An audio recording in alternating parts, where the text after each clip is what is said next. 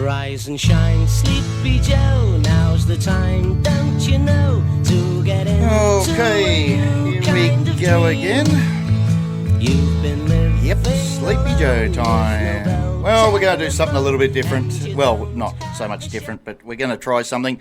We're going to cross to Queensland again and see if we can make sense of these new border rules, and which are coming into effect sooner or later, and of course the ones that are currently in place. And to do that, good morning, Premier. Just a minute, Mr. Reb. What? Stephen, press play. Oh, for crying out loud. Now that's how it should be greeted.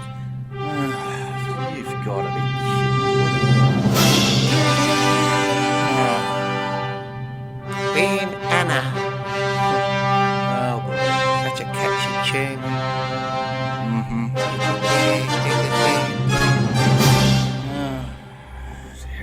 Alright, this is getting beyond ridiculous.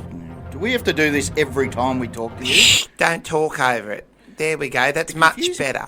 Okay. Now, good morning to you. Okay. Yep, Premier. Yeah, it's okay. I've said before, you can call me Queen or even Your Majesty if that's more comfortable for you. Right. Premier, there is continual confusion with the border rules. Can you please explain once and for all the correct rules? Absolutely. I really don't know what all the confusion is. It's very simple. We actually have modelled our border process on the Joe Biden COVID vaccine rollout plan. Wait a minute. Do you mean how he planned to distribute the vaccine earlier this year? Yes, it's very simple, but an effective model. Hold on. I'll just see if I can play Mr. Biden's explanation how their vaccine rollout numbers went, how that all happened. Just give me a second here. Go for it's it. anything but simple. Oh, no, not really. Let me explain. We have 800,000 vials of COVID vaccine available. Now, there is 328 million Americans. So if it were summer, then it would be July. Therefore, divide that by the number of dead people that voted for me, and then subtract the number of Bigfoot sightings in the past 6 months. Of course, don't forget to multiply that by 4, which is obviously the number of years for a U.S. presidential term. Then simply apply Newton's law of Las Vegas. Simples. Right. Well, there you go. Could not be any simpler than that. I mean, we did apply a couple of different criteria, so basically the same. Right. Oh, you really are all over the shop here. I was just about... you sometimes have a go at my government. Look at the state of you, young man. I was thinking about shutting it down and leaving. But anyway, well, it's very... doesn't make much sense to me, and really... it's anything but simple. I mean... Well, that's because you are not in politics and don't understand the finer points of controlling your people. Assisting your voters. Okay.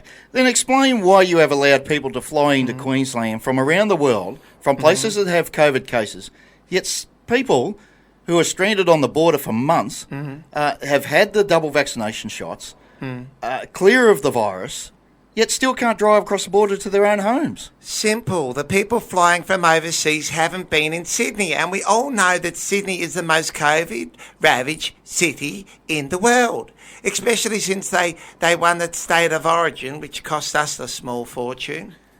But these people are stranded on the border, haven't even been to Sydney.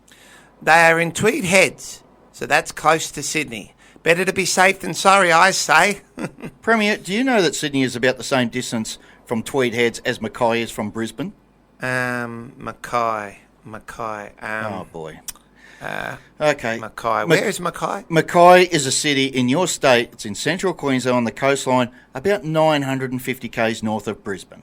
That's right. I think we went there last election. Gee, Sydney is that far away?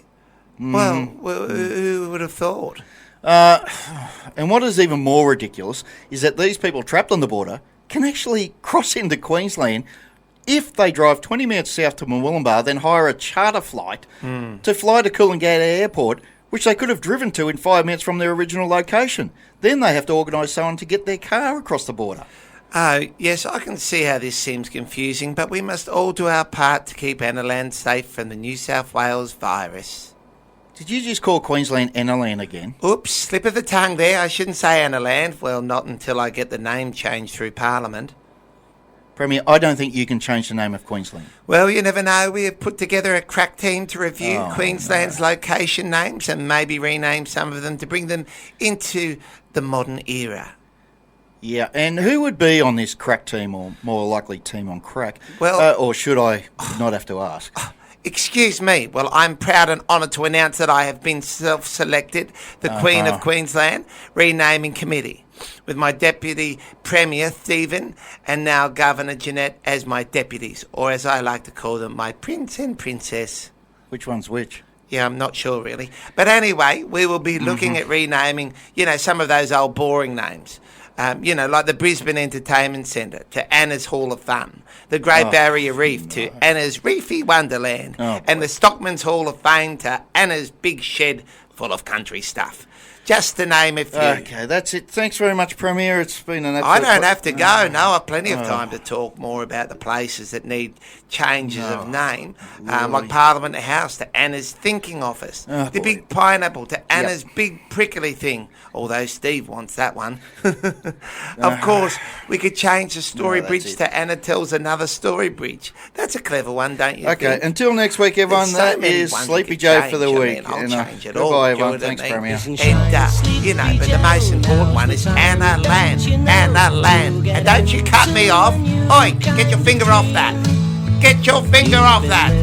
Anna Land. Forever. Your Queen signing out.